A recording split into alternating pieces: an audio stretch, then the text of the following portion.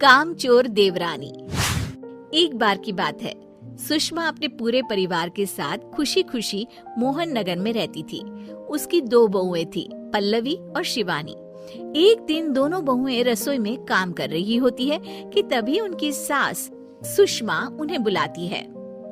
अरे बहू, जरा इधर तो आना। शिवानी, जरा जाकर देखना सासू माँ क्या कह रही हैं। दीदी आप ही देख लो ना जाकर, आपको भी तो सुनाई दे रहा है। अरे मैं आटा गूंद रही हूँ ना, तुम चली जाओ। हाँ तो मैं भी तो सब्जी काट रही हूँ ना दीदी। अरे बहू जल्दी आओ। वो ये तो जाएगी नहीं, मैं ही जाकर देखती हूँ कि क्या करना है। पल्लवी सुषमा के कमरे में जाती है। जी मम्मी जी, क्या हुआ? शाम को घर पर कुछ मेहमान आने वाले हैं, तो तुम अच्छा सा खाना बना लेना बहू। ठीक है मम्मी जी, आप बता दीजिए क्या क्या बनाना है और कितने लोग आ रहे हैं।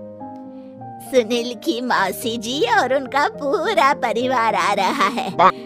कुल मिलाकर 3 लोग और हमें मिलाकर हुए 9 लोग। तो अभी से ही तैयारी करना शुरू कर दो। और हाँ, घर की सफाई भी कर देना, हाँ अच्छे से। जी मम्मी जी, सब काम हो जाएगा, आप चिंता मत कीजिए। पल्लवी शिवानी को घर में मेहमान आने वाले हैं इसके बारे में बताती है। क्या 9 लोगों का खाना बनाना होगा, घर की सफाई करनी है? बाप रे, सासू माँ ने तो हमें घर की नौकरानी ही समझ कर रखा है।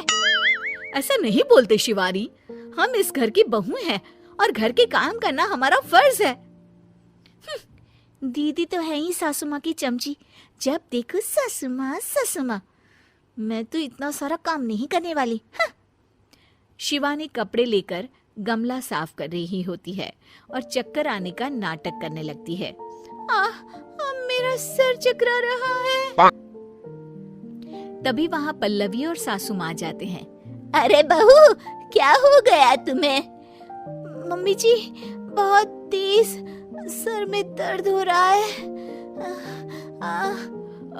तुम एक काम करो शिवानी, आराम कर लो। नहीं नहीं दीदी, घर में मेहमान आने वाले हैं, मुझे आपकी मदद करनी चाहिए। अरे कोई बात नहीं शिवानी, तुम आराम कर लो, मैं सब काम कर लूंगी। ठीक है दीदी, अगर आप इतना कह रही हैं तो आराम कर लेती हूँ।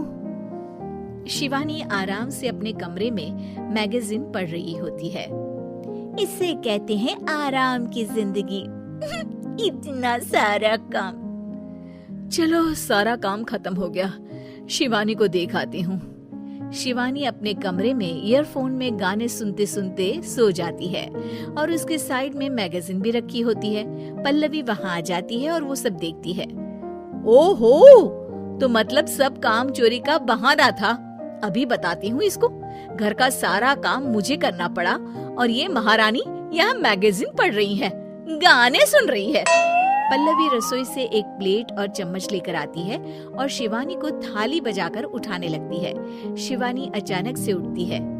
उठ गई महारानी, गाने भी सुन लिए, मैगजीन भी पढ़ ली। तुम तो बहुत बड़ी झूठी निकली शिवानी। तुमने सर दर्द का बहाना बनाया ताकि काम करने से बच सको। हाँ बनाया बहाना, तो क्या करती, इतने सारे काम करती। मुझे कोई शौक नहीं है चापलूसी का। क्या चापलूसी? तुम्हें लगता है कि मैं सारे काम चापलूसी के लिए कर रही हूँ? और नहीं तो क्या। तभी वहाँ सासू माँ आ जाती हैं। अरे बहू, वो लोग बस आने ही वाले हैं, तुम तैयारियां कर लो। जी सासू माँ, तुझे तो मैं बाद में देखती हूँ। सब खाना खाने बैठते हैं और खाना शुरू करते हैं। तभी सुनील की मौसी बोलती है। वाह भाई वाह, खाना तो बहुत ही अच्छा बना है सुषमा जी, एक एक चीज में क्या स्वाद है। ये सुनकर शिवानी मुंह बना लेती है। उसे अपनी जेठानी की इतनी तारीफ रास नहीं आती। आपकी बहुएं तो बहुत ही अच्छा खाना बनाती हैं। हाँ बनाती तो दोनों ही अच्छा है, पर आज ना ये सारा खाना बड़ी बहू ने बनाया है।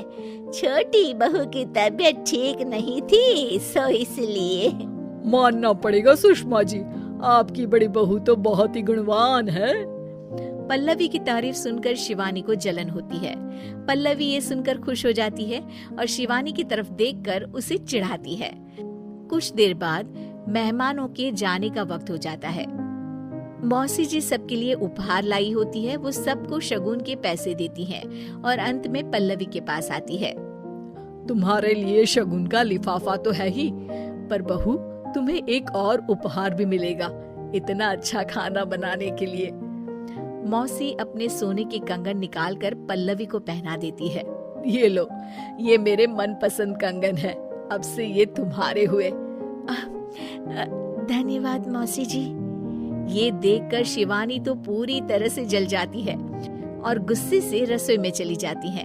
तभी वहाँ पल्लवी आ जाती है और उसे अपने कंगन दिखाने लगती है।